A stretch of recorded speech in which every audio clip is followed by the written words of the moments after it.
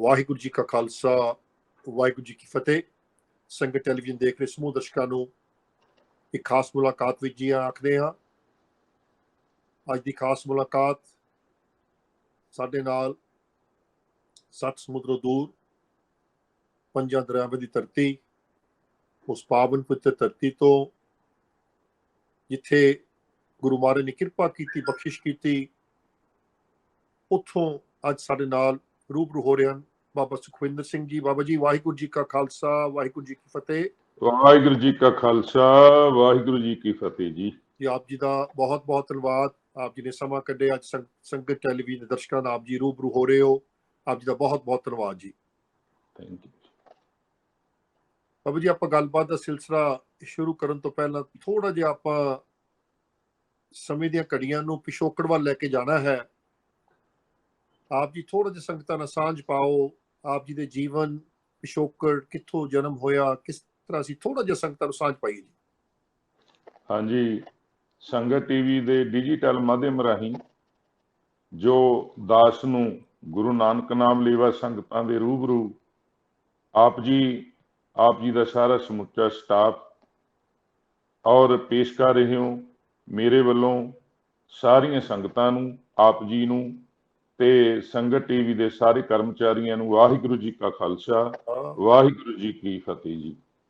ਹਾਂਜੀ, ਦਾਸ ਨਗਰ ਟਿੱਬਾ ਗਾ, ਸੰਗਰੂਰ ਜ਼ਿਲ੍ਹੇ 'ਚ, ਪੰਜਾਬ ਦੇ ਵਿੱਚ।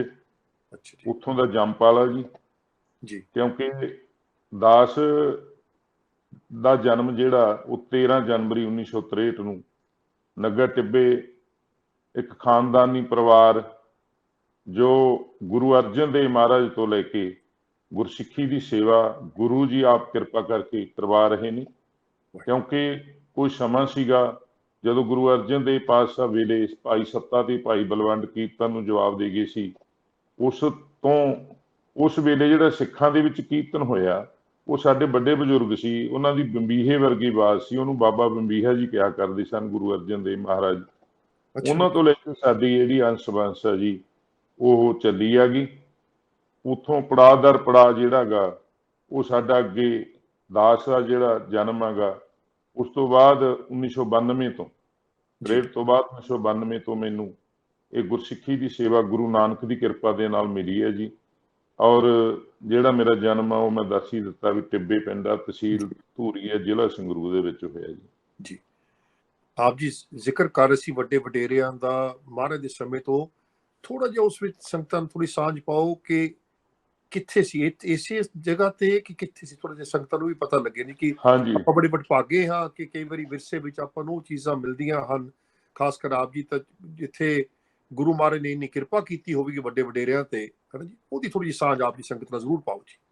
ਹਾਂਜੀ, ਖੁਸ਼ਦਾਰ ਸਿੰਘ ਜੀ, ਸਾਡੇ ਜੋ ਬਜ਼ੁਰਗ ਸਾਨੂੰ ਦੱਸਿਆ ਕਰਦੇ ਸਨ ਜੀ ਕਿ ਜਿਹੜਾ ਕੀਰਤਪੁਰ ਸਾਹਿਬ, ਸਾਡੇ ਜਿਹੜੇ ਵੱਡੇ ਬਜ਼ੁਰਗ ਸੀਗੇ ਬਾਬਾ ਬੰਬੀਹਾ ਜੀ, ਉੱਥੋਂ ਸਤਿਗੁਰੂ ਪਾਤਸ਼ਾਹ ਗੁਰੂ ਅਰਜਨ ਦੇਵ ਮਹਾਰਾਜ ਤੋਂ ਇਹ ਬਖਸ਼ਿਸ਼ ਜਦੋਂ ਲਈ ਸੀ ਨਾ, ਜਦੋਂ ਗੁਰੂ ਮਹਾਰਾਜ ਨੇ ਕਿਹਾ ਸੀ ਕਿ ਬਾਬੇ ਬੰਬੀਹੇ ਅੱਜ ਤੁਸੀਂ ਕੀਰਤਨ ਕਰੋ। ਬਾਬਾ ਬੰਬੀਹਾ ਜੀ ਕਹਿੰਦੇ, ਮਹਾਰਾਜ ਮੈਂ ਤਾਂ ਝਾੜੂ ਬਰਦਾਰ ਹਾਂ ਤੁਹਾਡੇ ਘਰ ਦਾ, ਮੈਂ ਕੀ ਇੰਨੀ ਮਹਿੰਗੀ ਵਸਤੂ ਮੈਂ ਕਿੱਥੇ ਕਰ ਸਕਦਾ ਮਹਾਰਾਜ। ਤੇ ਗੁਰੂ ਜੀ ਕਹਿੰਦੇ ਨਹੀਂ ਤੂੰ ਕਰ, ਗੁਰੂ ਦੀ ਤੇਰੇ ਗੁਰੂ ਨਾਨਕ ਦੀ ਤੇਰੇ ਤੇ ਕਿਰਪਾ ਆਊ। ਉਹ ਕਹਿੰਦੇ ਮਹਾਰਾਜ ਜੀ ਐਡੀ ਵੱਡੀ ਗੱਲ ਆ ਤਾਂ ਇੱਕ ਕਿਰਪਾ ਕਰ ਦਿਓ ਕਿ ਅਸੀਂ ਜਿਹੜੀ ਦਾਤ ਤੁਸੀਂ ਸਾਨੂੰ ਅੱਜ ਦੇ ਰਹੇ ਹੋ ਗੁਰੂ ਕੀਰਤਨ ਦੀ, ਉਹ ਜਿੰਨਾ ਤੱਕ ਗੁਰੂ ਨਾਨਕ ਦੀ ਗੱਦੀ ਚੱਲੇ, ਸਾਡੀ ਅੰਸ਼ ਦੇ ਵਿੱਚੋਂ ਜਿਹੜਾ ਕੀਰਤਨ ਹੁੰਦਾ ਰਹੇ ਨਿਸ਼ਕਾਮ ਤੌਰ ਤੇ ਔਰ ਸੇਵਾ ਹੁੰਦੀ ਰਹੇ, ਇਹ ਦਾਤ ਦਿਓ। ਤਾਂ ਉਸ ਟਾਈਮ ਗੁਰੂ ਅਰਜਨ ਦੇਵ ਮਹਾਰਾਜ ਨੇ ਬਖਸ਼ਿਸ਼ ਕੀਤੀ ਸੀ ਕਿ ਬਾਬੇ ਬੰਬੀਹੇ ਤੁਹਾਡੀ ਕੁੱਲ ਦੇ ਵਿੱਚੋਂ ਸੁਤੇ ਸਿੱਧ ਕੀਰਤਨ ਹੋਇਆ ਕਰੇਗਾ। ਉਸ ਤੋਂ ਬਾਅਦ ਫਿਰ ਸਾਡੀ ਕੁੱਲ ਦੇ ਵਿੱਚੋਂ ਬਾਬੇ ਬੰਬੀਹੇ ਤੋਂ ਬਾਅਦ ਜੋ ਪੜਾਅ ਦਰ ਪੜਾਅ ਚੱਲਿਆ ਤਾਂ ਬਾਬਾ ਅਨੂਪ ਦਾਸ ਹੋਏ ਨੇ, ਜਿਨ੍ਹਾਂ ਨੇ ਕੀਰਤਪੁਰ ਸਾਹਿਬ ਸਾਰੀ ਜ਼ਿੰਦਗੀ ਗੁਰੂ ਪਾਤਸ਼ਾਹ ਦੇ ਹਰਜੇ 'ਚ ਕੀਰਤਨ ਦੇ ਵਿੱਚ ਲਾਈ ਤੇ ਗੁਰਬਾਣੀ ਪੜ੍ਹੀ ਤੇ ਸੰਗਤਾਂ ਨੂੰ ਗੁਰੂ ਨਾਲ ਜੋੜਿਆ ਤੇ ਜੁੜ ਕੇ। ਉਸ ਤੋਂ ਬਾਅਦ ਸਾਡੇ ਜਿਹੜੇ ਬਜ਼ੁਰਗ ਸੀ ਬਾਬਾ ਸਾਧੂ ਰਾਮ ਜੀ, ਜਿਨ੍ਹਾਂ ਦਾ ਨਾਂ ਬਾਬਾ ਭਜਨ ਦਾਸ ਜੀ, ਵਾਹਿਗੁਰੂ ਭਜਨ ਦਾਸ ਜੀਆਂ ਨੇ ਇਸੇ ਤਰ੍ਹਾਂ ਹੀ ਉੱਥੇ ਸੇਵਾ ਕੀਤੀ। ਤਾਂ ਉੱਥੋਂ ਸਾਡੇ ਸੰਗਰੂਰ ਦੀਆਂ ਜਿਹੜੀਆਂ ਸੰਗਤਾਂ ਸੀ ਉਹ ਕੀਰਤਪੁਰ ਸਾਹਿਬ ਗਈਆਂ ਹੋਈਆਂ ਸੀ। ਕਹਿੰਦੇ ਸਾਡੇ ਇਲਾਕੇ ਵਿੱਚ ਕੋਈ ਕੀਰਤਨੀਆ ਨਹੀਂ ਹੈਗਾ, ਗੁਰੂ ਦਾ ਜਸ ਕਰਨ ਵਾਲਾ ਨਹੀਂ ਹੈਗਾ ਉਦੋਂ, ਕਿਉਂਕਿ ਗੁਰਦੁਆਰੇ ਤਾਂ ਕੋਈ ਹੁੰਦੇ ਹੀ ਨਹੀਂ ਸੀ ਨਗਰਾਂ 'ਚ, ਉਦੋਂ ਧਰਮਸ਼ਾਲਾਵਾਂ ਹੁੰਦੀਆਂ ਸਨ। ਬਿਲਕੁਲ ਜੀ। ਤਾਂ ਹਾਂਜੀ, ਉਸ ਟਾਈਮ ਫਿਰ ਮਤਲਬ ਜਿਹੜੇ ਸਾਡੇ ਭਜਨ ਦਾਸ ਜਿਹੜੇ ਪੜਦਾਦਾ ਜੀ ਸੀ, ਅੱਛਾ ਉਹਨਾਂ ਨੂੰ ਬੇਨਤੀ ਕਰਕੇ ਸੰਗਤਾਂ ਨੇ ਬਾਬਾ ਸਾਧੂ ਰਾਮ ਨੂੰ, ਜਿਹੜੇ ਟਿੱਬੇ ਬੜੀ ਟਿੱਬੇ ਵਾਲੇ ਨਾਂ ਤੇ ਬੜੇ ਮਸ਼ਹੂਰ, ਤੇ ਉਹਨਾਂ ਨੂੰ ਫਿਰ ਇਸ ਇਲਾਕੇ ਵਿੱਚ ਲਿਆਏ। ਤਾਂ ਉਦੋਂ ਮਹਾਂਪੁਰਸ਼ ਜਿਹੜੇ ਸੀ ਉਹ ਆਪਣੇ ਭਗਤ ਪੂਰਨ ਸਿੰਘ ਤੇ ਇਹ ਸਾਰੀਆਂ ਜਿਹੜੇ ਕਵਿਤਾਵਾਂ ਗਾਇਆ ਕਰਦੇ ਸਨ, ਉੱਚੀ 7 ਫੁੱਟ ਕੱਦ ਸੀ ਉਹਨਾਂ ਦਾ, ਤੇ ਅੱਛਾ ਉਹਨਾਂ ਦੀ ਆਵਾਜ਼ 5 ਕਿਲੋਮੀਟਰ ਤੇ ਸੀ ਜੀ, ਇੰਨੀ ਆਵਾਜ਼ ਸੀ ਉਹਨਾਂ ਦੀ ਜਾਂਦੀ। ਤਾਂ ਇੱਕ ਵਾਰ ਤਕਰੀਬਨ 1912 ਦੀ ਗੱਲ ਆ, 1912 ਦੇ ਵਿੱਚ ਬਾਬਾ ਅਤਰ ਸਿੰਘ ਮਹਾਰਾਜ ਮਸਤੂਆਣਾ ਸਾਹਿਬ, ਕਿਉਂਕਿ ਸਾਡੀ ਸੰਪਰਦਾ ਮਸਤੂਆਣਾ ਸਾਹਿਬ ਹੈ, ਅੱਛਾ ਬਾਬਾ ਅਤਰ ਸਿੰਘ ਮਸਤੂਆਣਾ ਸਾਹਿਬ ਦਾ ਉਹਨਾਂ ਦਾ ਦੀਵਾਨ ਸੀ ਅਲਾਲ ਪਿੰਡ ਸੰਗਰੂਰ ਜ਼ਿਲ੍ਹੇ ਦੇ ਵਿੱਚ, ਅੱਛਾ ਆਪਣੇ ਰੇਲਵੇ ਸਟੇਸ਼ਨ ਤੇ। ਹੂੰ ਤੇ ਜੇਠ ਦਾ ਮਹੀਨਾ ਸੀ, ਉਹਨਾਂ ਟਾਈਮ ਟੈਂਟ ਨਹੀਂ ਸੀ ਹੁੰਦੇ, ਸਾਇਆਮਾਨ ਹੁੰਦੇ, ਛੋਟੀਆਂ ਛੋਟੀਆਂ ਕਨਾਤਾਂ ਹੁੰਦੀਆਂ ਆਲੇ ਦੁਆਲੇ। ਜੀ ਤਾਂ ਬਾਬਾ ਅਤਰ ਸਿੰਘ ਮਹਾਰਾਜ ਜਦੋਂ ਦੀਵਾਨ ਲਾ ਰਹੇ ਸੀ, ਤਾਂ ਉਸ ਟਾਈਮ ਜਿਹੜਾ ਬਾਬਾ ਜੀਆਂ ਦੇ ਚਿਹਰੇ ਤੇ ਧੁੱਪ ਪੈ ਰਹੀ ਸੀ, ਬਾਬਾ ਅਤਰ ਸਿੰਘ ਮਹਾਰਾਜ ਮਸਤੂਆਣੇ ਵਾਲਿਆਂ ਦੇ। ਅੱਛਾ ਤਾਂ ਬਾਬਾ ਸਾਧੂ ਰਾਮ ਜੀ ਉੱਠੇ, ਇੱਕ ਹੱਥ 'ਚ ਤਾਂ ਜੋੜਾ ਸੀ ਉਹਨਾਂ ਦੇ, ਉਹ ਛਾਤੀ ਨਾਲ ਲਾਇਆ ਹੋਇਆ ਬਾਬਾ ਜੀਆਂ ਦਾ, ਤੇ ਬਾਹਰ ਖੜੇ ਨੇ ਉੱਥੇ। ਫਿਰ ਜਿਹੜੀ ਧੁੱਪ ਪੈ ਰਹੀ ਸੀ, ਉਹਦੇ ਮੂਹਰੇ ਆਪਣੇ ਅੱਧਾ ਕੱਪੜਾ ਲਾ ਕੇ ਸਿਰ ਤੋਂ ਧੁੱਪ ਰੋਕਤੀ ਬਾਬਾ ਜੀਆਂ ਦੇ। ਬਾਬਾ ਅਤਰ ਸਿੰਘ ਮਹਾਰਾਜ ਨੇ ਫਿਰ ਉੱਥੇ ਇੱਕ ਧਾਰਨਾ ਪੜ੍ਹੀ, ਅੰਮ੍ਰਿਤ ਗੁਰ ਤੇ ਪਾਇਆ ਜੀ ਮੈਂ ਅੰਮ੍ਰਿਤ ਗੁਰ ਤੇ ਪਾਇਆ। ਸੰਗਤਾਂ ਨੇ ਦੂਜੇ ਹਿੱਸੇ ਵਿੱਚ ਜਦੋਂ ਪੜ੍ਹੀ, ਤਾਂ ਉੱਥੇ ਬਾਬਾ ਸਾਧੂ ਰਾਮ ਦੀ ਆਵਾਜ਼ ਉੱਚੀ ਸੀ। ਬਾਬਾ ਅਤਰ ਸਿੰਘ ਮਹਾਰਾਜ ਕਹਿੰਦੇ ਵੀ ਆਹ ਆਵਾਜ਼ ਕਿਹਦੀ ਹੈ ਇੰਨੀ ਉੱਚੀ? ਕਹਿੰਦੇ ਜੀ ਇਹ ਸਾਧੂ ਸਿੰਘ ਆ ਟਿੱਬੇ ਵਾਲਾ। ਕਹਿੰਦੇ ਬੁਲਾਓ ਭਾਈ, ਫਿਰ ਬਾਹਰ ਕਿਉਂ ਖੜਾ? ਜਦੋਂ ਬਾਹਰ ਬੁਲਾਇਆ ਤਾਂ ਮਹਾਂਪੁਰਸ਼ਾਂ ਨੇ, ਬਾਬਾ ਅਤਰ ਸਿੰਘ ਮਹਾਰਾਜ ਜੀਆਂ ਨੇ ਪੁੱਛਿਆ ਵੀ ਇਹ ਛਾਤੀ ਨਾਲ ਕੀ ਲਾਇਆ? ਕਹਿੰਦੇ ਮਹਾਰਾਜ ਤੁਹਾਡਾ ਜੋੜਾ ਸਾਹਿਬ ਆ। ਇਹ ਕਿਉਂ ਲਾਇਆ? ਕਹਿੰਦੇ ਮੈਂ ਬਗਾਰੀ ਆ, ਮੈਂ ਵਿਗੜਿਆ ਹੋਇਆ, ਮੇਰੇ ਜਿਹੜੇ ਮਾਤਾ ਪਿਤਾ ਸੰਸਾਰ ਤੇ ਹੈ ਹੀ ਨਹੀਂ। ਉਦੋਂ ਮਹਾਂਪੁਰਸ਼ਾਂ ਦੀ ਜਿਹੜੀ ਉਮਰ ਸੀ 15-16 ਸਾਲ ਦੀ ਸੀ, ਨਾ ਮਾਂ ਸੀ ਨਾ ਬਾਪ ਸੀਗਾ, ਤੇ ਇਸ ਕਰਕੇ ਜਿੱਥੇ ਰੋਟੀ ਮਿਲਦੀ ਖਾ ਲੈਂਦੇ ਸੀ, ਇਉਂ ਗਾਹਾਂ ਦੀ ਗਾਹਾਂ ਲੰਘੀ ਜਾਂਦੇ ਸੀ। ਤਾਂ ਜੀ ਬਾਬਾ ਅਤਰ ਸਿੰਘ ਮਹਾਰਾਜ ਕਹਿੰਦੇ ਤੂੰ ਬਗਾਰੀ ਨਹੀਂ ਹੈਗਾ, ਤੂੰ ਤਾਂ ਵਿਗੜਿਆ ਨੂੰ ਸਮਾਰਿਆ ਕਰੇਗਾ ਭਾਈ। ਕੀ ਨਾਂ ਤੇਰਾ? ਕਹਿੰਦੀ ਮੇਰਾ ਨਾਮ ਸਾਧੂ ਰਾਮ ਆ, ਲੋਕ ਮੈਨੂੰ ਸਾਧੂ ਰਾਮ ਕਹਿੰਦੇ ਨੇ।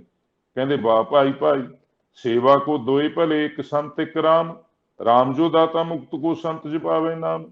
ਕਹਿੰਦੇ ਤੁਹਾਡੀ ਦਾ ਕੁੱਲ ਵਿੱਚ ਐਡੀਆਂ ਵੱਡੀਆਂ ਬਰਕਤਾਂ ਨੇ, ਜਾਓ ਆ ਗੁਰੂ ਨਾਨਕ ਦਾ ਸ਼ਬਦ ਲੈ ਜਾਓ, ਇਹ ਜਾ ਕੇ ਤੁਸੀਂ ਇਹਦੀ ਆਰਾਧਨਾ ਕਰੋ, ਫੇਰ ਮਿਲਾਂਗੇ। ਬਾਬਾ ਸਾਧੂ ਰਾਮ ਜੀ ਨੂੰ ਬਰਾਗ ਲਾਤਾ। ਉਹ ਨਗਰੋਟਾ ਹਿੱਲ ਸਟੇਸ਼ਨ ਆ ਜਿਹੜਾ ਜੰਮੂ ਕਸ਼ਮੀਰ 'ਚ, ਅੱਛਾ ਉੱਥੇ 12 ਸਾਲ ਫਿਰ ਉਹ ਸ਼ਬਦ ਦੀ ਤਪੱਸਿਆ ਰਾਧੀ ਜੀ। ਉਦੋਂ ਬਾਅਦ ਬਾਬਾ ਅਤਰ ਸਿੰਘ ਮਹਾਰਾਜ ਫਿਰ ਜਦੋਂ ਕਨੋਹੇ ਕਿੰਨੀ ਗਏ, ਉੱਥੋਂ ਫਿਰ ਬਾਬਾ ਸਾਧੂ ਰਾਮ ਜੀਆਂ ਨੂੰ ਲੈ ਕੇ ਆਏ। ਕਹਿੰਦੇ ਹੁਣ ਤੁਹਾਡਾ ਜਿਹੜਾ ਮਨ ਆ ਉਹ ਸਿੱਖੀ ਵਿੱਚ ਰੰਗਿਆ ਗਿਆ, ਤੁਸੀਂ ਜਾਓ ਅੰਮ੍ਰਿਤ ਛਕੋ, ਸਿੰਘ ਸਜੋ, ਤੇ ਹੁਣ ਤੋਂ ਤੁਸੀਂ ਦੀਵਾਨ ਲਾ ਕੇ ਸੰਗਤਾਂ ਨੂੰ ਗੁਰਬਾਣੀ ਨਾਲ ਜੋੜੋ। ਤੇ ਉਦੋਂ ਫਿਰ ਉਹਨਾਂ ਮਹਾਂਪੁਰਸ਼ਾਂ ਨੇ ਮਤਲਬ ਲਾ ਲਓ ਇਹ ਤਕਰੀਬਨ 1912 ਤੋਂ ਲੈ ਕੇ 1948 ਤੱਕ ਉਹਨਾਂ ਨੇ ਕੀਰਤਨ ਕੀਤਾ, ਹਜ਼ਾਰਾਂ ਗੁਰਦੁਆਰਿਆਂ ਦੀ ਸੇਵਾ ਕਰਾਈ, ਤੇ ਮੰਦਿਰ ਮਸਜਿਦ ਸਕੂਲ ਕਾਲਜ ਤੇ ਉਹਨਾਂ ਨੇ ਬਹੁਤ ਵੱਡੀ ਇਹ ਸੇਵਾ ਕਰਵਾਈ ਜੀ। ਔਰ ਜਿੰਨੀ ਮਾਇਆ ਜਿੱਥੇ ਬਣਦੀ ਸੀ ਉਹ ਉੱਥੇ ਹੀ ਛੱਡੇ ਆਉਂਦੇ ਸੀ, ਉੱਥੇ ਹੀ ਛੱਡੇ ਆਉਂਦੇ ਸੀਗੇ। ਤੇ ਉਸ ਤੋਂ ਬਾਅਦ ਫਿਰ ਸੰਤ 1948 ਚ ਉਸ ਮਾਲਕ ਦੀ ਰਜ਼ਾ ਚ ਚਲੇ ਗਏ। ਉਹਨਾਂ ਤੋਂ ਬਾਅਦ ਸੰਤ ਗਰੀਬਦਾਸ ਜੀ ਦਾਸ ਦੇ ਪਿਤਾ ਜੀ, ਉਹਨਾਂ ਨੇ ਫਿਰ ਇਹ ਸੇਵਾ 1992 ਤੱਕ ਨਿਭਾਈ, 1925 ਤੋਂ। ਤੇ 92 ਦੇ ਵਿੱਚ ਦਾਸ ਬੇਸ਼ੱਕ, ਕਿਉਂਕਿ ਮੈਂ ਕਿੱਤੇ ਵਿੱਚ ਪੰਜਾਬੀ ਲੈਕਚਰਰ ਆ, ਹੁਣ ਵੀ ਸੇਵਾ ਵੀ ਮਤਲਬ ਡਿਊਟੀ ਵੀ ਕਰ ਰਿਹਾ ਹੈਗਾ। ਜੀ ਜੀ ਤੇ ਜਿਹੜੇ ਮਤਲਬ 1992 ਵਿੱਚ ਫਿਰ ਸਾਰੀਆਂ ਸੰਗਤਾਂ ਨੇ, ਕਿਉਂਕਿ ਅਸੀਂ 7 ਭਰਾਂਗੇ 3 ਭੈਣਾਂ ਗੀਆਂ, ਤੇ ਮੈਂ 3 ਮੇਰੇ ਤੋਂ ਵੱਡੇ ਨੇ 3 ਛੋਟੇ ਨੇ, ਤੇ ਮੇਰੇ ਤੇ ਸੰਗਤ ਨੇ ਫਿਰ ਇਹ ਜਿਹੜਾ ਸੇਵਾ ਦਾ ਜਿਹੜਾ ਮੋਢਿਆਂ ਤੇ ਇਹ ਪਿਆਰ ਦਾ ਜਿਹੜਾ ਸਿੱਟਾ ਦੇ ਦਿੱਤਾ। 1992 ਤੋਂ ਲੈ ਕੇ ਦਾਸ ਜਿਹੜਾ ਇਸੇ ਤਰ੍ਹਾਂ ਹੀ ਦੀਵਾਨ ਸਜਾ ਕੇ ਤਕਰੀਬਨ 300 ਦੇ ਨੇੜੇ ਅਸੀਂ ਗੁਰਦੁਆਰਿਆਂ ਦੀ ਸੇਵਾ ਕਰਵਾ ਦਿੱਤੀ। ਸਕੂਲ ਬਣਾਏ ਨੇ, ਅਕੈਡਮੀਆਂ ਚਲਾਈਆਂ ਨੇ, ਕਾਲਜ ਬਣਾਏ ਨੇ, ਕਿਉਂਕਿ ਬਾਬਾ ਅਤਰ ਸਿੰਘ ਮਹਾਰਾਜ ਦਾ ਮਿਸ਼ਨ ਹੀ ਇਹ ਸੀਗਾ। ਤੇ ਅੱਜ ਵੀ ਸੇਵਾਵਾਂ ਚੱਲ ਰਹੀਆਂ ਨੇ, ਅੱਜ ਵੀ ਕੀਰਤਨ ਚੱਲ ਰਹੇ ਨੇ, ਰਾਤ ਨੂੰ ਅਸੀਂ ਦੀਵਾਨ ਲਾਉਣੇ ਆ, ਦਿਨੇ ਅਸੀਂ ਜਿਹੜੀ ਗੌਰਮੈਂਟ ਦੀ ਡਿਊਟੀ ਆ ਉਹ ਨਿਭਾਉਣੇ ਆ। ਇਸ ਤਰ੍ਹਾਂ ਦਾ ਸਾਡਾ ਖਾਨਦਾਨ ਦਾ ਪਿਛੋਕੜ ਹੈ। ਬਹੁਤ ਗਹਿਰਾਈ ਵਿੱਚ ਸਮਾਂ ਕਾਟਿਆ, ਪਰ ਫਿਰ ਵੀ ਬਹੁਤ ਕੁਝ ਵਡਮੁੱਲੇ ਨੇ ਜੀ। ਆਪਣੇ ਭਾਗ ਉੱਚੇ ਨੇ, ਆਪ ਜੀ ਦੇ ਭਾਗ ਆਪ ਜੀ ਦੇ ਮਾਲਕ ਦੇ ਲੜ ਦੀ ਸੇਵਾ ਦੇ ਮਾਲਕ ਨੇ ਜੋ ਸੇਵਾ ਆਪ ਜੀ ਨੂੰ ਬਖਸ਼ੀ, ਆਪ ਜੀ ਨਿਭਾ ਰਹੇ ਹੋ। ਜੋ ਵੱਡੇ ਵਡੇਰਿਆਂ ਤੇ ਗੁਰੂ ਮਹਾਰਾਜ ਨੇ ਕਿਰਪਾ ਕੀਤੀ, ਉਹ ਸੇਵਾ ਆਪ ਅੱਗੇ ਨਿਭਾ ਰਹੇ ਹੋ। ਬਹੁਤ ਉੱਚੇ ਭਾਗ ਨੇ।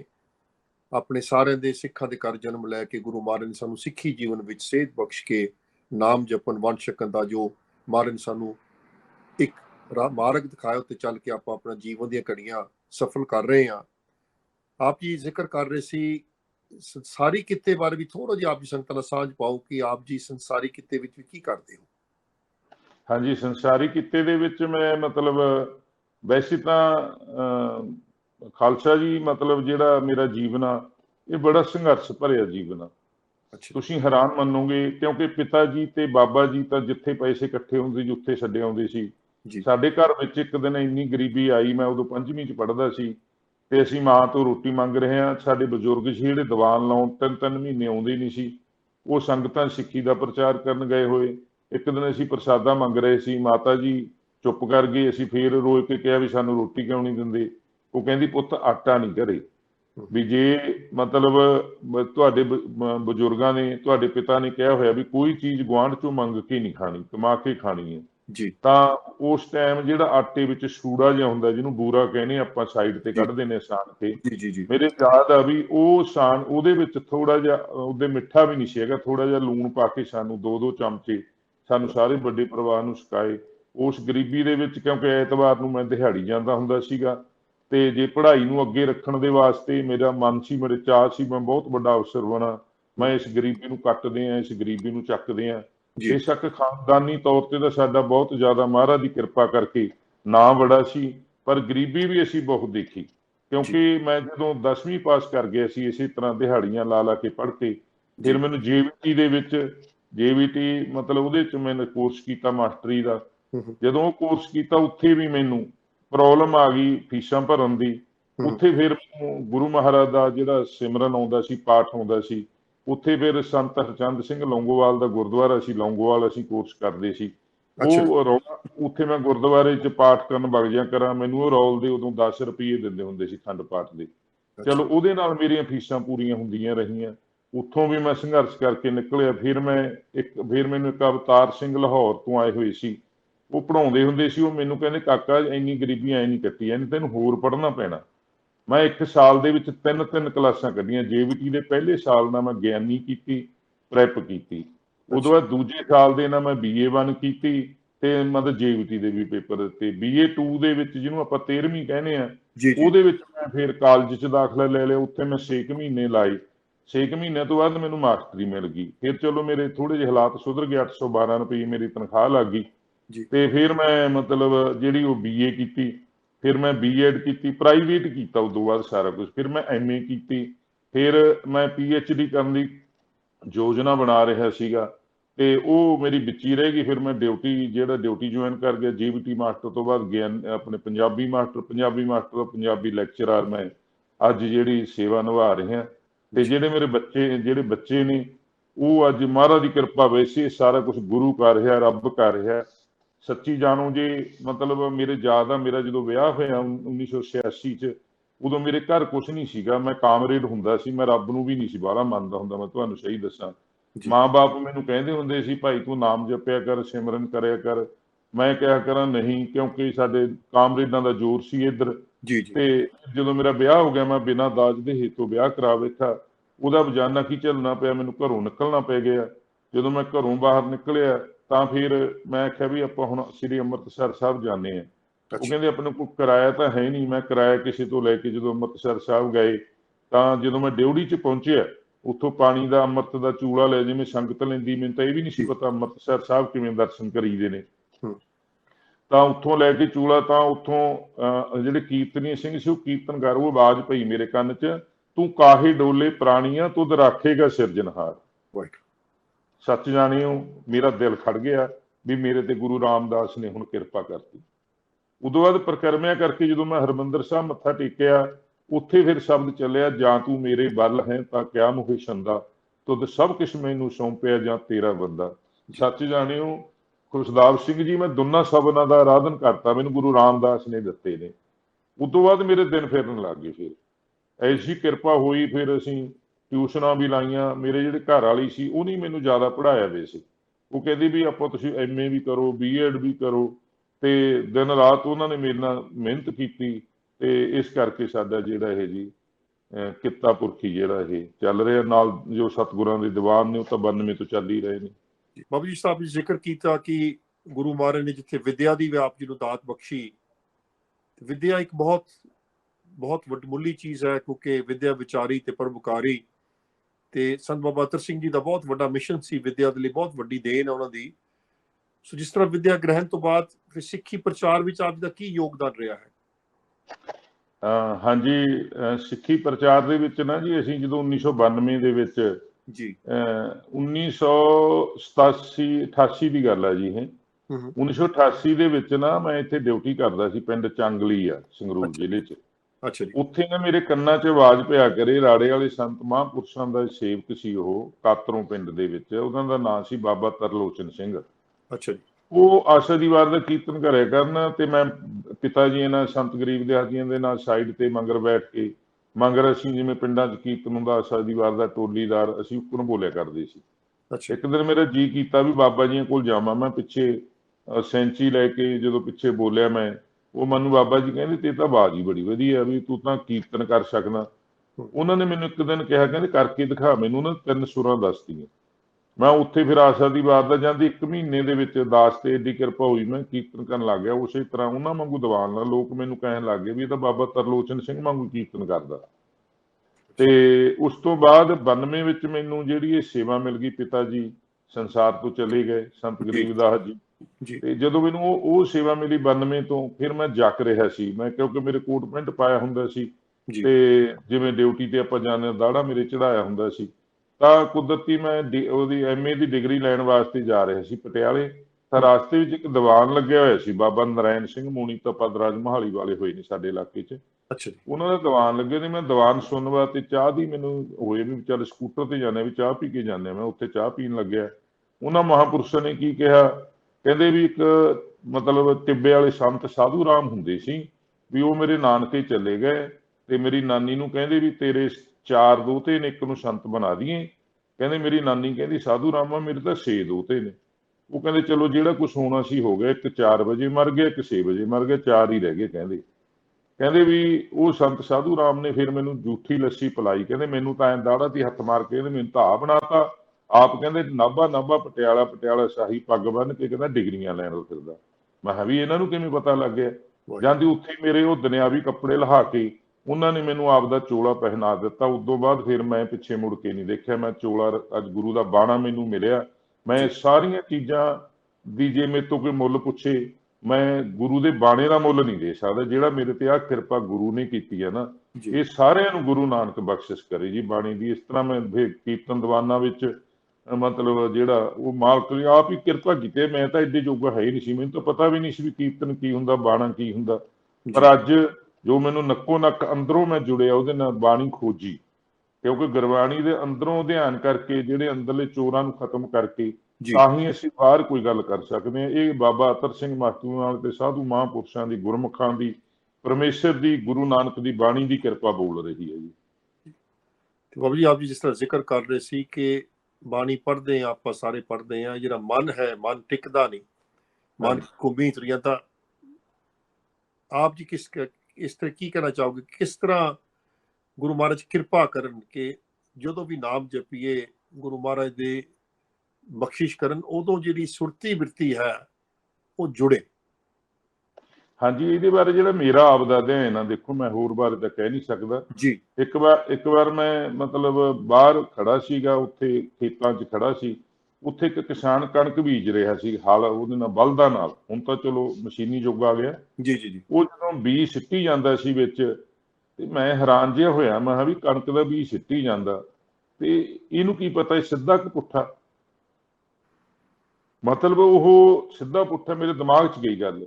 ਫਿਰ ਮੈਂ ਆਖਿਆ ਵੀ ਚਲੋ ਮੇਰਾ ਜੇ ਮਨ ਲੱਗਦਾ ਨਾ ਲੱਗੇ, ਮੈਂ ਮੇਰਾ ਕੰਮ ਤਾਂ ਸਿਮਰਨ ਕਰਨਾ, ਅੱਗੇ ਤਾਂ ਉਹਦੀ ਮਰਜ਼ੀ ਆ, ਜੋੜੇ ਨਾ ਜੋੜੇ। ਕਿਸਾਨ ਨੇ ਬੀਜਤਾ, ਉਹਦੇ ਵਿੱਚ ਐਡੀ ਪੋਟੈਂਸ਼ੀ, ਉਸ ਧਰਤੀ ਦੀ ਛਾਤੀ ਪਾੜ ਕੇ ਬਾਹਰ ਆ ਗਿਆ।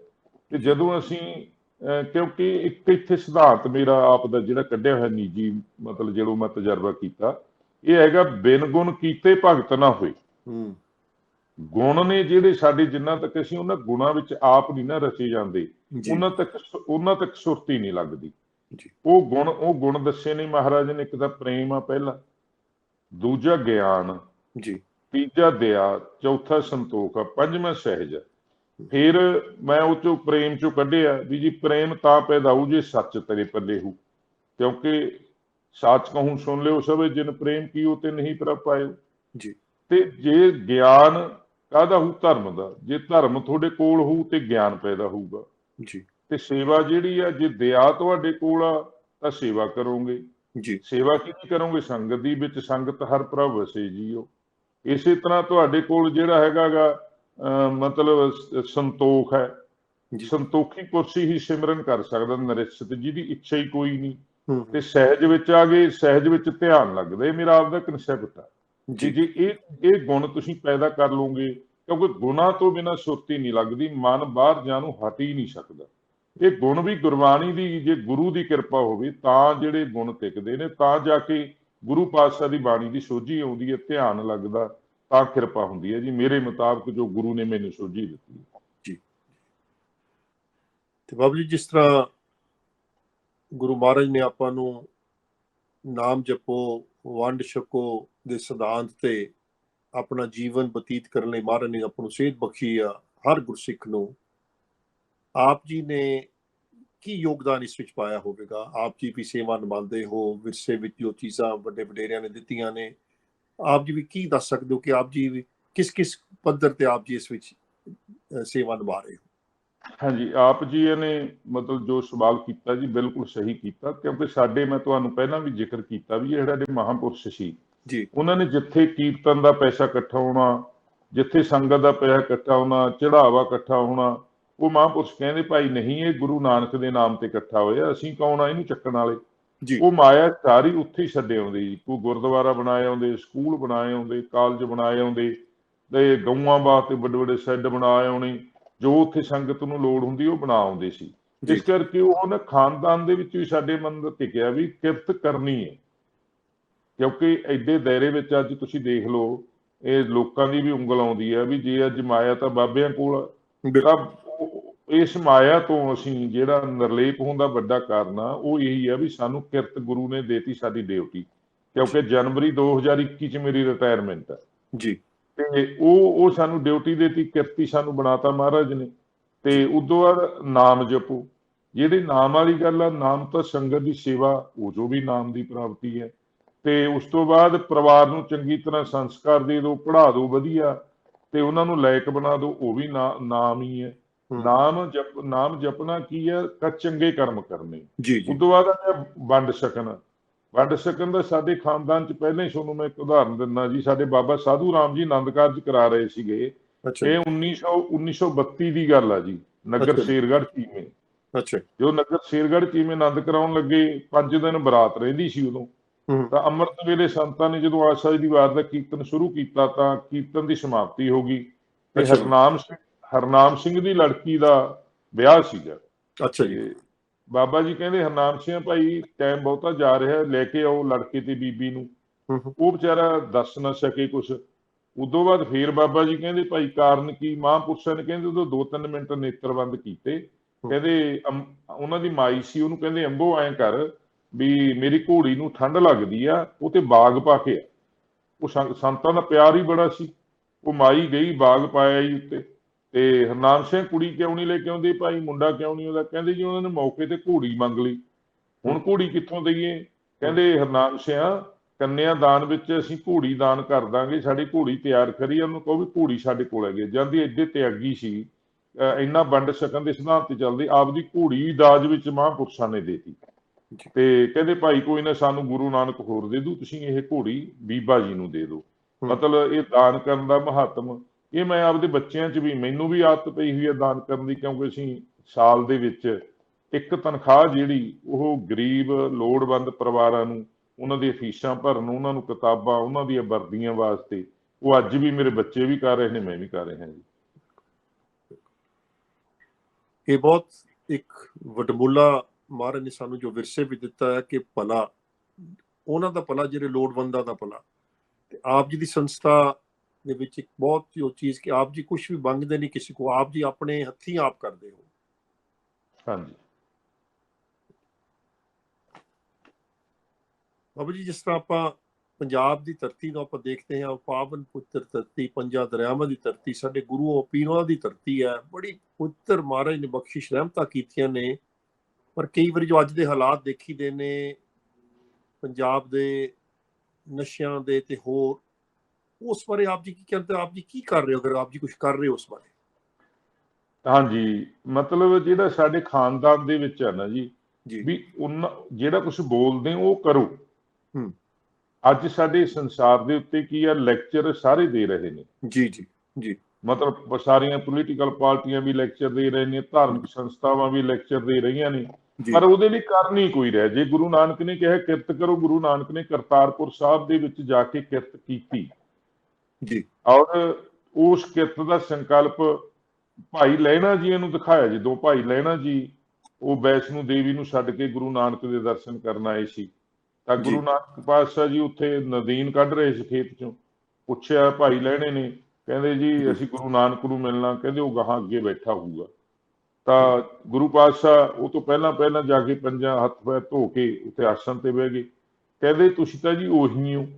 ਕਹਿੰਦੇ ਹਾਂ ਭਾਈ, ਗੁਰੂ ਦਾ ਸਿੱਖ ਹੈ ਜਿਹੜਾ ਉਹ ਕਿਰਤ ਦੇ ਵਿੱਚ ਹੀ ਛੁਪਿਆ ਰਹਿੰਦਾ, ਉਹ ਕਿਰਤ ਕਰਨ ਵਾਲਾ ਗਾ ਗੁਰੂ ਦਾ ਸਿੱਖ। ਹੁਣ ਕਹਿਣ ਵਾਲੀਆਂ ਗੱਲਾਂ ਤਾਂ ਬਹੁਤ ਨੇ, ਕਰਦਾ ਕੋਈ ਨਹੀਂ। ਇਸ ਕਰਕੇ ਅਸੀਂ ਜਿਹੜਾ ਅੱਜ ਦਾ ਨੌਜਵਾਨ ਆ ਉਹ ਦਿਮਾਗੀ ਤੌਰ ਤੇ ਫਰਸਟ੍ਰੇਟ ਹੋ ਗਿਆ, ਕਿਉਂਕਿ ਪੰਜਾਬ ਦੀ ਧਰਤੀ ਤੇ ਨੌਜਵਾਨ ਨੂੰ ਕੋਈ ਰੁਜ਼ਗਾਰ ਨਹੀਂ ਦਿਸ ਰਿਹਾ।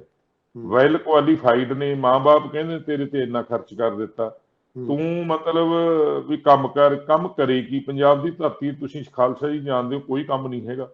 ਤੇ ਇਸ ਕਰਕੇ ਮਤਲਬ ਜਿਹੜੇ ਉੱਥੇ ਇੱਥੇ ਦਾ ਨੌਜਵਾਨ ਆ ਉਹਨੇ ਫਿਰ ਦੇਖਿਆ ਫਰਸਟ੍ਰੇਟ ਹੋ ਕੇ, ਉਹਨੇ ਫਿਰ ਨਸ਼ਿਆਂ ਦੀ ਆੜ ਲੈ ਲਈ। ਤਾਂ ਜਿਹੜਾ ਮੌਕੇ ਦੇ ਸਿਆਸਤਦਾਨ ਲੋਕ ਨੇ ਉਹਨਾਂ ਨੇ ਨਸ਼ਿਆਂ ਦੇ ਐਸੇ ਅੱਡੇ ਬਣਾ ਦਿੱਤੇ, ਇੰਨਾ ਗ੍ਰਸਤ ਕਰਤਾ ਇੱਥੋਂ ਦਾ ਨੌਜਵਾਨ। ਸਾਡੇ ਖਾਨਦਾਨ ਦੇ ਵਿੱਚ ਵੈਦਿਕ ਤੌਰ ਤੇ 300 ਸਾਲਾਂ ਤੋਂ ਮੈਂ ਗ੍ਰੰਥ ਦੇਖੇ ਨੇ ਜਿਹੜੇ ਪਏ ਨੇ ਸਾਡੇ।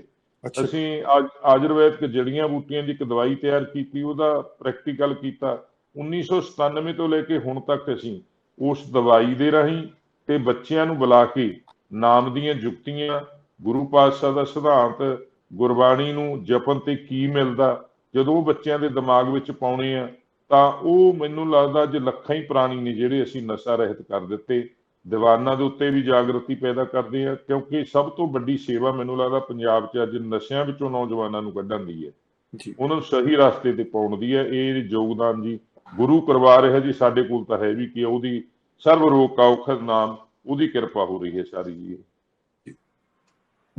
ਬਾਬੂ ਜੀ, ਹੋਰ ਵੀ ਅੱਜ ਕੱਲ੍ਹ ਦੇ ਸਮੇਂ ਵਿੱਚ ਆਪਾਂ ਜਿੱਥੋਂ ਵਿਚਰ ਰਹੇ ਹਾਂ ਕਿ ਆਪਾਂ ਦੇਖ ਰਹੇ ਹਾਂ ਕਿ ਇੱਕ ਵੱਡਿਆਂ ਦਾ, ਸਿਆਣਿਆਂ ਦਾ ਬੁਢੇਪਾ ਜਿਹੜਾ ਹੈ ਉਹ ਜੀਵਨ ਬਹੁਤ ਬਦਲ ਗਿਆ, ਕਿਉਂਕਿ ਪੁਰਾਤਨ ਸਮਿਆਂ ਦੇ ਵਿੱਚ ਪਰਿਵਾਰ ਇਕੱਠੇ ਹੁੰਦੇ ਸਨ ਤੇ ਮਾਂ-ਬਾਪ ਦੀ ਸੇਵਾ ਇੱਕ ਅਸੂਲਨ ਜ਼ਿੰਦਗੀ ਦੇ ਵਿੱਚ ਹਰ ਔਲਾਦ ਕਰਦੀ ਸੀ। ਹੁਣ ਐਸਾ ਸਮਾਂ ਆ ਗਿਆ, ਕਈ ਵਾਰੀ ਤੁਹਾਡੇ ਰੋਡ ਖੜੇ ਹੋ ਜਾਂਦੇ ਨੇ ਜੋ ਆਪਾਂ ਦੇਖਦੇ ਹਾਂ ਕਿ ਸੰਸਾਰ ਵਿੱਚ ਕਿਸ ਤਰ੍ਹਾਂ ਵੱਡੇ ਵਡੇਰੇ ਜਿਨ੍ਹਾਂ ਨੇ ਆਪਣੇ ਢਿੱਡ ਕੁੱਟ ਕੇ ਆਪਣੀ ਔਲਾਦਾਂ ਨੂੰ ਉਸ ਲੈਵਲ ਤੇ ਲੈ ਕੇ ਜਾਂਦੇ ਨੇ, ਜਦੋਂ ਉਹਨਾਂ ਨੂੰ ਲੋੜ ਪੈਂਦੀ ਆ ਤੇ ਵਿਚਾਰੇ ਇਕੱਲੇ ਰਹਿ ਜਾਂਦੇ ਨੇ। ਇਹ ਵੀ ਇੱਕ ਬਹੁਤ ਦੁਖਦਾਇਕ ਸਮਾਂ ਆਪਾਂ ਦੇਖ ਰਹੇ ਹਾਂ ਸੁਸਾਇਟੀ ਦੇ ਵਿੱਚ, ਆਪਣੇ ਸਿੱਖਾਂ ਦੇ ਵਿੱਚ ਵੀ ਇਹ ਬਹੁਤ ਕੁਛ ਇਸ ਵਕਤ ਇਸ ਲੈਵਲ ਤੇ ਚੱਲ ਰਿਹਾ ਹੈ। ਆਪ ਜੀ ਵੀ ਵਿਚਰਦੇ ਹੋ, ਆਪ ਜੀ ਪਾਸ ਸੰਗਤਾਂ ਵੀ ਆਉਂਦੀਆਂ ਹਨ, ਆਪ ਜੀ ਸੰਸਾਰ ਵਿੱਚ ਵੀ ਘੁੰਮਦੇ ਫਿਰਦੇ ਹੋ, ਆਪ ਜੀ ਕੀ ਕਹਿਣਾ ਚਾਹੋਗੇ ਇਸ ਬਾਰੇ? ਇਸ ਬਾਰੇ ਜੀ ਮੈਂ ਜੇ ਸਹੀ ਕਹਾ, ਆਪਾਂ ਇੱਥੇ ਇਕੱਲੇ ਮਾਤਾ ਪਿਤਾ ਬੱਚਿਆਂ ਨੂੰ ਕੋਸ ਰਹੇ ਹਾਂ, ਨਹੀਂ, ਇਹ ਮਾਂ-ਬਾਪ ਦੀ ਗਲਤੀ ਹੈ।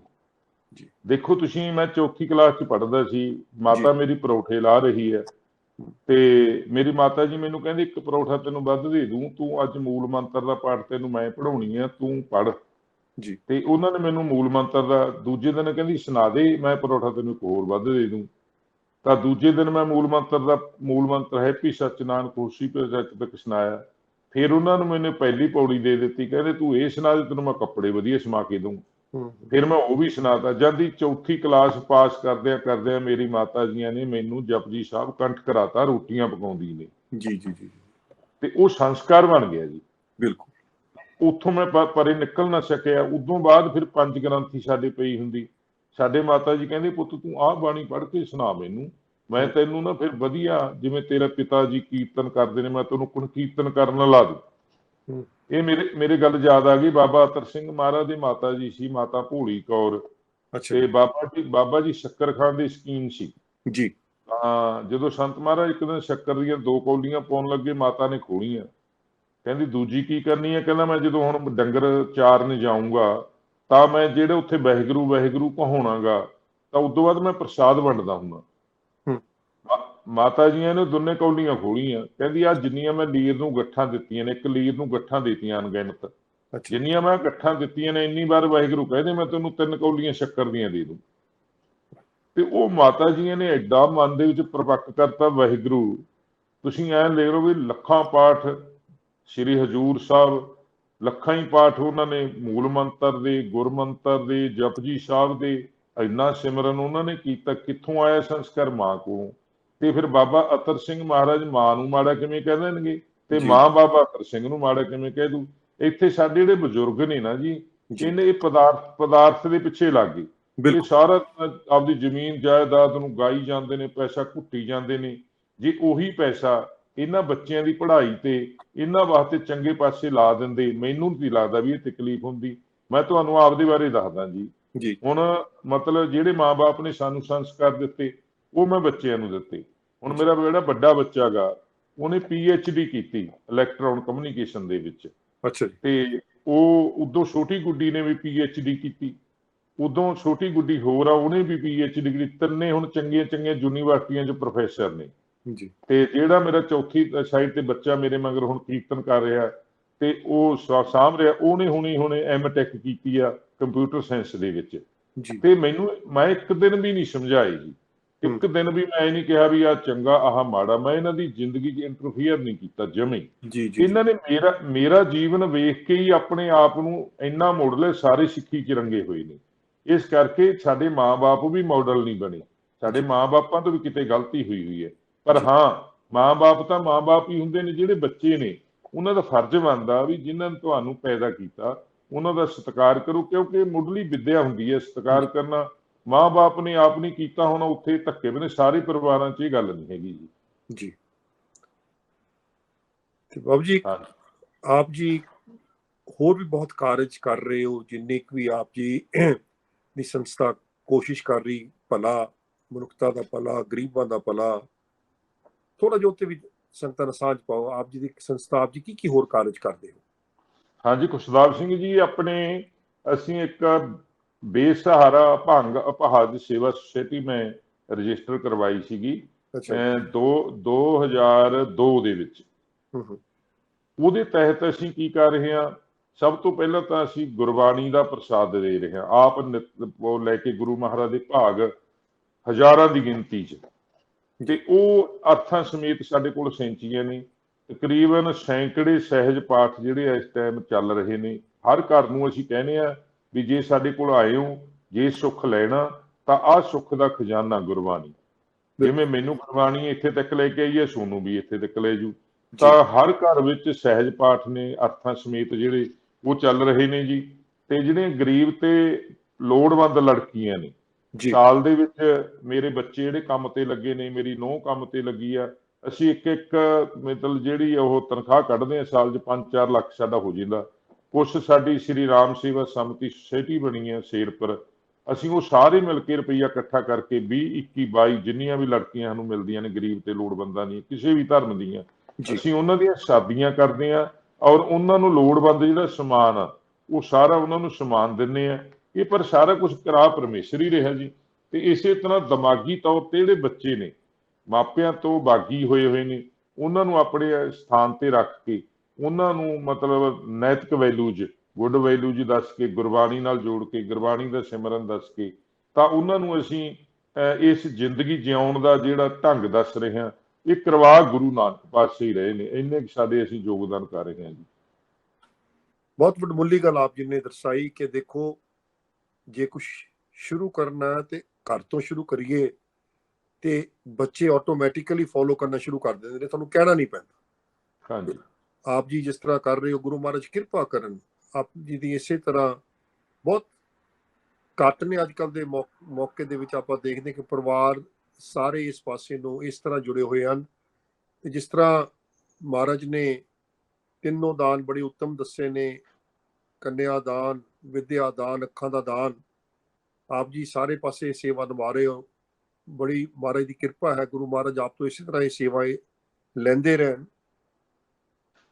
ਬਾਬਾ ਜੀ ਆਪ ਜੀ ਨੇ ਐਜੂਕੇਸ਼ਨ ਦੀ ਗੱਲ ਕੀਤੀ, ਸੰਤ ਬਾਬਾ ਅਤਰ ਸਿੰਘ ਜੀ ਦੀ ਆਪਾਂ ਗੱਲ ਕਰਦੇ, ਐਜੂਕੇਸ਼ਨ ਦੀ ਗੱਲ ਕਰਦੇ, ਬਹੁਤ ਇੰਪੋਰਟੈਂਟ ਹੈ ਵਿਦਿਆ ਵਿਚਾਰੀ ਤੇ ਪਰਉਪਕਾਰੀ। ਐਜੂਕੇਸ਼ਨ ਤੋਂ ਇਨਸਾਨ ਲੈ ਕੇ ਆਪਣੇ ਪੈਰਾਂ ਤੇ ਖੜੋ ਕੇ ਇੱਕ ਬਹੁਤ ਵੱਡਾ ਜੀਵਨ ਵਿੱਚ ਗਹਿਣਾ ਮਿਲ ਜਾਂਦਾ ਹੈ। ਆਪ ਜੀ ਕੀ ਕਹਿਣਾ ਚਾਹੋਗੇ?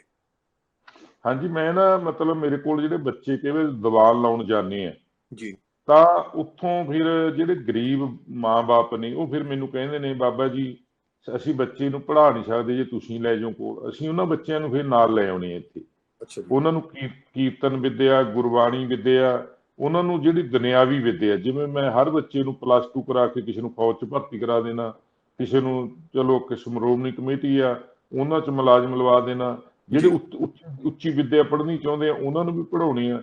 ਦੇਖੋ ਇੱਕ ਬੱਚਾ ਜਦੋਂ ਅਸੀਂ ਪਰਿਵਾਰ 'ਚੋਂ ਪੜ੍ਹਾ ਦਿੰਦੇ ਉਹ ਸਾਰੇ ਪਰਿਵਾਰ ਨੂੰ ਕੰਟਰੋਲ ਕਰ ਲੈਂਦਾ। ਜੀ ਜੀ ਤੇ ਐਜੂਕੇਸ਼ਨ ਫੈਲੇ ਵਿਦਿਆ ਚਾਨਣ ਹੋਈ, ਮਹਾਰਾਜ ਕਹਿੰਦੇ ਨੇ ਵੀ ਜੇ ਵਿਦਿਆ ਦਾ ਪ੍ਰਸਾਰ ਹੋਏਗਾ ਤਾਂ ਚਾਨਣ ਹੋਊ, ਕਿਉਂਕਿ ਗੁਰੂ ਨੂੰ, ਗੁਰੂ ਦੀ ਬਾਣੀ ਨੂੰ ਸਮਝਣ ਵਾਸਤੇ ਸਾਨੂੰ ਸੰਸਾਰੀ ਵਿਦਿਆ ਦੀ ਲੋੜ ਆ। ਇਹ ਤੋਂ ਬਿਨਾਂ ਅਸੀਂ ਨਹੀਂ ਮਤਲਬ ਬਾਤ ਸਕਦੇ। ਅੱਜ ਕਾਹਨ ਸਿੰਘ ਨਾਭਾ ਵਰਗਿਆਂ ਦਾ ਨਾਂ ਕਿਹਾ ਕਿਉਂਕਿ ਉਹਨਾਂ ਨੇ ਸੰਸਾਰੀ ਵਿਦਿਆ ਲਈ, ਉਹਨਾਂ ਵੱਡੇ ਵੱਡੇ ਫਿਲਾਸਫਰ ਨੇ ਜਿਹੜੇ ਵਿਦਿਆ ਉਹਨਾਂ ਨੇ ਲਈ। ਅੱਜ ਜਿਹੜੇ ਸਾਡੀ ਕਮਿਊਨਿਟੀ ਇੱਥੋਂ ਪੜ੍ਹ ਕੇ ਬਾਹਰਲੇ ਦੇਸ਼ਾਂ ਵਿੱਚ ਗਈ ਹੈ, ਹਾਂਜੀ ਉੱਥੇ ਚੰਗੇ ਚੰਗੇ ਇੰਜੀਨੀਅਰ ਗਏ ਨੇ। ਤੁਸੀਂ ਵੇਖ ਲਓ ਜਦੋਂ ਉਹਦਾ ਸਰਵੇ ਕਰਦੇ ਆ ਅਮਰੀਕਾ ਦੇ ਵਿੱਚ, ਜਿਹੜੀ ਆਪਣੇ ਹੁਣ ਆਪਾਂ ਮੀਡੀਆ ਰਾਹੀਂ ਬੈਠੇ ਆ ਜੀ ਲਾਈਟ ਦੇ ਰਾਹੀਂ ਸਿਸਟਮ, ਇਹਦੀ ਖੋਜ ਵੀ ਦੇਖੋ ਆਪਣੇ ਪੰਜਾਬੀ ਨੇ ਕੀਤੀ ਹੈ। ਜੀ ਮਤਲਬ ਸਾਰੀਆਂ ਖੋਜਾਂ ਪੰਜਾਬੀ ਕਰ ਰਹੇ ਨੇ, ਸਾਡੇ ਲੋਕ ਕਰ ਰਹੇ ਨੇ। ਉਹ ਐਜੂਕੇਸ਼ਨ ਜੇ ਉਹਨਾਂ ਕੋਲ ਹੈਗੀ ਸੀ ਤਾਂ ਕਰ ਰਹੇ ਨੇ। ਅਸੀਂ ਲੋਕਾਂ ਨੂੰ ਕਹਿ ਰਹੇ ਹਾਂ ਵੀ ਐਜੂਕੇਸ਼ਨ ਤੋਂ ਬਿਨਾਂ, ਪੜ੍ਹਾਈ ਤੋਂ ਬਿਨਾਂ ਤੁਹਾਡਾ ਕੁਝ ਵੀ ਨਹੀਂ ਹੋਣਾ, ਅੰਧਕਾਰ ਹੈ, ਕਿਸੇ ਨੇ ਨਹੀਂ ਤੁਹਾਨੂੰ ਪੁੱਛਣਾ। ਤੇ ਬੱਚਿਆਂ ਨੂੰ ਪੜ੍ਹਾਓ। ਮੈਂ ਆਮ ਕਹਿਣਾ ਹੁੰਦਾ ਵੀ ਤੁਸੀਂ 20 ਲੱਖ ਜੋੜ ਕੇ ਬੱਚੇ ਨੂੰ ਦੇ ਜਾਓ, ਉਹਦੀ ਕੋਈ ਵੈਲਿਊ ਨਹੀਂ। ਜੀ ਤੁਸੀਂ ਇੱਕ ਬੱਚੇ ਨੂੰ ਪੜ੍ਹਾ ਕੇ ਡਿਊਟੀ ਤੇ ਲਵਾ ਦਿਓ, ਉਹ ਆਪਣੀ 20 ਲੱਖ ਬਥੇਰੇ ਜੋੜ ਲੂਗਾ। ਬਿਲਕੁਲ। ਇਸ ਕਰਕੇ ਮੇਰਾ ਤਾਂ ਇਹ ਮਤਲਬ ਨਜ਼ਰੀਆ ਇਸ ਬਾਰੇ ਜੀ। ਜੀ ਜੀ ਬਾਬੂ ਜੀ ਆਪ ਜੀ ਪ੍ਰਦੇਸ਼ਾਂ ਵਿੱਚ ਵੀ, ਯੂਕੇ ਵੀ ਆਪ ਜੀ ਆ ਚੁੱਕੇ ਹੋ। ਸਿੱਖੀ ਆਪਾਂ ਜੇ ਦੇਖਦੇ ਹਾਂ, ਕਈ ਵਾਰੀ ਜਦੋਂ ਪੰਜਾਬ ਆਈਦਾ ਤੇ ਸਿੱਖੀ ਸਰੂਪ ਕਈ ਵਾਰੀ ਦੇਖ ਕੇ ਬਹੁਤ ਮਨ ਖਰਾਬ ਹੁੰਦਾ, ਦਿਲ ਨੂੰ ਸੱਟ ਵੀ ਵੱਜਦੀ। ਆਪ ਜੀ ਇਹਨਾਂ ਮੁਲਕਾਂ 'ਚ ਵਿਚਰੇ ਹੋ, ਆਪ ਜੀ ਨੇ ਕਿਸ ਤਰ੍ਹਾਂ ਮਹਿਸੂਸ ਕੀਤਾ ਵੀ ਸਿੱਖੀ ਕਿਸ ਪੱਖੇ ਜਾ ਰਹੀ ਹੈ? ਦੇਖੋ ਜੀ, ਇਹ ਬਿਲਕੁਲ ਗੱਲ ਸਹੀ ਤੁਸੀਂ ਕਹੀ ਆ। ਮੈਂ ਕੈਨੇਡਾ ਵੀ ਗਿਆ, ਅਮਰੀਕਾ ਵੀ ਗਿਆ, ਹੁਣ ਯੂਕੇ ਕੇ ਭਾਈ ਜੱਸਾ ਜੀ ਨੇ ਇੱਥੇ, ਉਹਨਾਂ ਦੇ ਘਰ ਵੀ ਰਿਹਾ ਤੇ ਜੀ ਸਾਰੇ ਗੁਰਦੁਆਰਾ ਸਾਹਿਬਾਨਾਂ ਦੇ ਦਰਸ਼ਨ ਵੀ ਮੈਂ ਕੀਤੇ। ਬੇਸ਼ੱਕ ਮੈਂ ਪ੍ਰਚਾਰ ਨਹੀਂ ਕਰ ਸਕਿਆ ਜੀ ਕਿਉਂਕਿ ਮੈਂ ਪਹਿਲੀ ਵਾਰ ਗਿਆ ਸੀ, ਕੁਝ ਮੈਨੂੰ ਵੀ ਨਹੀਂ ਜਾਣਦੇ, ਕੁਝ ਮੈਂ ਆਪਦੀ ਜਿਵੇਂ ਆਪਾਂ ਕਹਿੰਦੇ ਵੀ ਕੰਮ ਸੰਗਤ ਤੋਂ ਕਰਾ ਲੈਣੇ, ਵੱਡੇ ਵੱਡੇ ਪੈਂਫਲੇਟ ਆਪਦੇ ਛਪਵਾ ਲੈਣੇ, ਉਹ ਮੇਰੀ ਨੀਤੀ ਨਹੀਂ ਹੈਗੀ। ਜੀ ਜੀ ਮੇਰੀ ਨੀਤੀ ਆ ਵੀ ਜਿੰਨਾ ਮੇਰੇ ਕੋਲ ਆ ਮੈਂ ਉਹਨੂੰ ਵੰਡਾਂ। ਜੀ ਇਹ ਨਹੀਂ ਹੈ ਲੋਕਾਂ ਤੋਂ ਇਕੱਠੇ ਕਰਕੇ ਪਰਉਪਕਾਰੀ ਮੈਂ ਬਾਬਾ ਕਹਾਵਾਂ ਤੇ ਲੋਕਾਂ ਨੇ ਉਹ ਸਾਰਾ ਕੁਝ ਕੀਤਾ ਹੋਵੇ। ਜੀ ਜੀ ਤੇ ਜਦੋਂ ਮੈਂ ਜਾ ਕੇ ਪਹਿਲਾਂ ਤਾਂ ਮੈਂ ਇੰਡੀਆ ਦੇਖਦਾ, ਦੇਖੋ ਇੰਡੀਆ ਤਾਂ ਹੁਣ ਨਾ ਮਾਤਰ ਰਹਿ ਗਿਆ ਜੀ, ਕਿਉਂਕਿ ਇਸ ਸਿਸਟਮ ਨੂੰ ਚਲਾਉਣ ਵਾਸਤੇ, ਧਰਮ ਨੂੰ ਚਲਾਉਣ ਵਾਸਤੇ ਗੁਰੂ ਗ੍ਰੰਥ ਸਾਹਿਬ ਵਰਗੀ ਕੋਈ ਉਂਗਲ ਨਹੀਂ ਕਰ ਸਕਦਾ, ਪਰ ਉਹਨਾਂ ਨੂੰ ਚਲਾਉਣ ਵਾਲੇ ਜਿਹੜੇ ਲੋਕ ਨੇ ਉਹ ਨਹੀਂ ਵਧੀਆ ਹੈਗੇ। ਸਿਸਟਮ ਆ ਜਿਹੜਾ ਉਹ ਗਲਤ ਹੈ, ਗਲਤ ਹੱਥਾਂ ਦੇ ਵਿੱਚ ਸਿਸਟਮ ਦੇ ਹੱਥ ਵਿੱਚ ਆ ਗਿਆ ਇਹ। ਇਸ ਕਰਕੇ ਜਦੋਂ ਹੁਣ ਮੈਂ ਦੇਖਦਾ, ਦੇਖੋ 14 12 ਘੰਟੇ ਕੰਮ ਕਰਕੇ ਆਉਂਦੇ ਨੇ ਬੱਚੇ ਅਮਰੀਕਾ, ਇੰਗਲੈਂਡ, ਯੂਕੇ ਆ ਕੇ, ਉਹਨਾਂ ਨੇ ਸੁਖਮਨੀ ਸਾਹਿਬ ਦਾ ਪਾਠ ਕਰਨਾ, ਫਿਰ ਉਹਨਾਂ ਨੇ ਬੱਚਿਆਂ ਨੂੰ ਮੂਲ ਮੰਤਰ ਦਾ ਪਾਠ ਕਰਾਉਣਾ, ਫਿਰ ਉਹਨਾਂ ਨੇ ਗੁਰਦੁਆਰੇ ਲਾਜ਼ਮੀ ਜਾਣਾ, ਜੀ ਫਿਰ ਲੰਗਰ ਗੁਰਦੁਆਰੇ ਲਾਜ਼ਮੀ ਛਕਣਾ। ਮੈਂ ਤਾਂ ਹੈਰਾਨ ਆ, ਮੈਨੂੰ ਤਾਂ ਇਹ ਲੱਗਦਾ ਵੀ ਯੂਕੇ, ਅਮਰੀਕਾ, ਇੰਗਲੈਂਡ ਇਹ ਸਾਰੇ ਸਾਡੇ ਗੁਰੂ ਨਾਨਕ ਨੂੰ ਤਾਂ ਇਹ ਲੈ ਗਏ, ਸਾਡੇ ਪੰਜਾਬ ਦੇ ਵਿੱਚ ਤਾਂ ਰਿਹਾ ਹੀ ਕੁਛ ਨਹੀਂ। ਜੇ ਸੱਚ ਜਾਣਿਓ ਸਾਨੂੰ ਤਾਂ ਇਹ ਰੋਣਾ ਆਉਂਦਾ ਵੀ ਸਾਡੇ ਪੰਜਾਬ ਚ ਵਿੱਚ ਕੀ ਰਹਿ ਗਿਆ, ਸਾਡੇ ਪੰਜਾਬ ਤਾਂ ਹੈ ਹੀ ਕੁਛ ਨਹੀਂ। ਕਿਉਂਕਿ ਗੁਰਬਾਣੀ ਨਾਲ ਗੁਰੂ ਆ, ਗੁਰਬਾਣੀ ਦਾ ਸਿਮਰਨ, ਗੁਰਬਾਣੀ ਦੀ ਖੋਜ, ਗੁਰਬਾਣੀ ਦੀਆਂ ਗੱਲਾਂ ਸਾਰੀਆਂ ਇਹ ਬਾਹਰਲੇ ਫੋਰਨ ਕੰਟਰੀਆਂ 'ਚ ਚੱਲ ਰਹੀਆਂ ਨੇ ਜੀ। ਜੀ ਹਾਂਜੀ ਇੱਥੇ ਵੀ ਬਾਹਰ ਬਾਬੂ ਜੀ ਕਿ ਜਿਹੜੇ ਸਾਡੇ ਵੱਡੇ ਵਡੇਰੇ ਸੀ ਆਏ, ਕੋਈ 70 80 ਸਾਲ ਪਹਿਲਾਂ, ਉਹਨਾਂ ਨੇ ਬੜੀਆਂ ਖੜਾਈਆਂ ਦੇਖੀਆਂ ਤੇ 2 3 ਜਿਹੜੀਆਂ ਅੱਗੇ ਕੁੱਲਾਂ ਸੀ ਉਹ ਵੀ ਇਸ ਉਹਨਾਂ ਦੇ ਹੱਥ ਵਸ ਨਹੀਂ ਰਹੀਆਂ, ਪਰ ਫਿਰ ਉਹਨਾਂ ਨੇ ਵਿਚਾਰਿਆਂ ਨੇ ਬੜੀ ਮਿਹਨਤ ਕਰਕੇ ਇਹਨਾਂ ਮੁਲਕਾਂ ਵਿੱਚ ਆਪ ਜੀ ਨੇ ਗੁਰੂ ਘਰਾਂ ਦੇ ਦਰਸ਼ਨ ਕੀਤੇ ਨੇ। ਹਰ ਸ਼ਹਿਰ ਵਿੱਚ ਗੁਰੂ ਘਰ ਮਹਾਰਾਜ ਨੇ ਰਹਿਮਤ ਕੀਤੀ ਨੇ, ਗੁਰਦੁਆਰਿਆਂ ਦੀ ਜਿੱਥੇ ਜਿੱਥੇ ਮਹਾਰਾਜ ਨੇ ਹਰ ਸ਼ਹਿਰ ਵਿੱਚ ਬਖਸ਼ੇ, ਉੱਥੋਂ ਗੁਰੂ ਘਰਾਂ ਤੋਂ ਬਹੁਤ ਵੱਡੀ ਇੱਕ ਪੰਜਾਬੀ ਸਾਡੀ ਸੱਭਿਅਤਾ, ਸਾਡੀ ਗੁਰਮੁਖੀ, ਸਾਡੀ ਸਿੱਖੀ ਸਿਧਾਂਤ ਤੇ ਆਉਣ ਵਾਲੀ ਜਨਰੇਸ਼ਨ ਨੂੰ ਬਹੁਤ ਵੱਡਾ ਇੱਕ ਦੇਣ ਆ ਇਹਨਾਂ ਮੁਲਕਾਂ ਦੇ ਵਿੱਚੋਂ। ਸੋ ਉਹਦੇ ਕਰਕੇ ਆਪਾਂ ਦੇਖਦੇ ਹਾਂ ਕਿ ਸਮੁੱਚੇ ਪ੍ਰਦੇਸ਼ਾਂ ਦੇ ਵਿੱਚ ਗੁਰਸਿੱਖੀ ਜੀਵਨ ਮਾਰਗ ਤੇ ਬੱਚਿਆਂ ਨੂੰ ਬੜਾ ਵੱਡਾ ਐਫਰਟ ਜਿਹੜਾ ਆਉਣ ਵਾਲੀ ਜਨਰੇਸ਼ਨ ਨੇ ਪਾਇਆ ਕਿ ਸਾਡੇ ਬੱਚੇ ਜ਼ਰੂਰ ਇਸ ਮਾਰਗ ਤੇ ਚੱਲਣ ਦੀ ਕੋਸ਼ਿਸ਼ ਕਰਨ। ਆਪ ਜੀ ਨੇ ਅਮਰੀਕਾ ਵੀ ਗਏ ਹੋ, ਆਪ ਜੀ ਨੇ ਕੈਨੇਡਾ ਵੀ ਗਏ, ਦੇਖਿਆ ਹੈ ਕਿ ਦੇਖੋ ਜੇ ਮਹਾਰਾਜ ਦੇ ਲੜ, ਜੇ ਸਾਨੂੰ ਸਿੱਖਾਂ ਦੇ ਘਰ ਮਹਾਰਾਜ ਨੇ ਜਨਮ ਦਿੱਤਾ ਹੈ, ਸਾਨੂੰ ਅੱਛੇ ਸਿੱਖ ਬਣਨ ਦੀ ਲੋੜ ਹੈ ਤੇ ਮਹਾਰਾਜ ਤੇ ਦਰਸਾਏ ਹੋਏ ਸੂਲ ਤੇ ਚੱਲਣ ਦੀ ਸਾਨੂੰ ਬਹੁਤ ਵੱਡੀ, ਆਪਣਾ ਜੀਵਨ ਉਸ ਤੇ ਚਲਾਉਣ ਦੀ ਬਹੁਤ ਵੱਡੀ ਸਾਡੇ ਲਈ ਲੋੜ ਹੈ। ਆਪ ਜੀ ਕੀ ਕਹਿਣਾ ਚਾਹੋਗੇ? ਦੇਖੋ ਜੀ, ਗੱਲ ਇਹ ਆ, ਮਤਲਬ ਜਿਹੜਾ ਮੈਂ ਬਾਹਰਲੇ ਦੇਸ਼ਾਂ ਦੇ ਵਿੱਚ ਇੱਧਰ ਵੀ ਆ ਕੇ ਦੇਖਿਆ ਜੀ, ਜਿਹੜਾ ਸਿਸਟਮ, ਸਾਡੇ ਸਿਸਟਮ ਮਾੜੇ ਹੋਣ ਕਰਕੇ ਪੰਜਾਬ ਦੀ ਧਰਤੀ ਤੋਂ ਸਿੱਖੀ ਅਲੋਪ ਹੋ ਰਹੀ ਹੈ ਜੀ, ਉਹ ਸਿਸਟਮ ਕਦੇ ਕਿਤੇ ਮੈਨੂੰ ਗੁਰਦੁਆਰਿਆਂ ਵਿੱਚ ਬਾਹਰਲੇ ਦੇਸ਼ਾਂ 'ਚ ਵੀ ਦਿਖ ਰਿਹਾ, ਪ੍ਰਬੰਧਕਾਂ 'ਚ ਜੀ ਜੀ ਜੀ। ਤੇ ਉੱਥੇ ਜੇ ਇਹ ਸਿਸਟਮ ਇੱਕ ਨਹੀਂ ਰਹਿੰਦਾ ਰਿਹਾ, ਜਿਹੜੀ ਇੰਨੀ ਤੁਸੀਂ ਦੱਸਦੇ ਹੋ ਵੀ ਇੰਨੀਆਂ ਪੀੜ੍ਹੀਆਂ ਸਾਡੇ ਬਜ਼ੁਰਗਾਂ ਨੇ ਗਾਲ ਕੇ ਸਿੱਖੀ ਦਾ ਬੂਟਾ ਪੈਦਾ ਕੀਤਾ, ਮੈਨੂੰ ਲੱਗਦਾ ਵੀ ਉਹ ਸਿੱਖੀ ਦੇ ਬੂਟੇ ਨੂੰ ਕਿਤੇ ਲੋਕ ਸਾਂਗ ਨਾ ਦੇਣ। ਇਸ ਕਰਕੇ ਲੋਕ ਨੇ ਉਹ ਜਾਗਰਤ ਰਹਿਣ, ਘਰ ਬੈਠਿਆਂ ਜੋਗ ਕਮਾਈਏ ਸਤਿਗੁਰ ਕੇ ਉਪਦੇਸ਼, ਵੀ ਤੁਸੀਂ ਅੰਦਰੋਂ ਹਿਰਦੇ ਵਿੱਚੋਂ ਗੁਰੂ ਨਾਨਕ ਦੀ ਸਿੱਖੀ ਨੂੰ ਪੈਦਾ ਕਰੋ।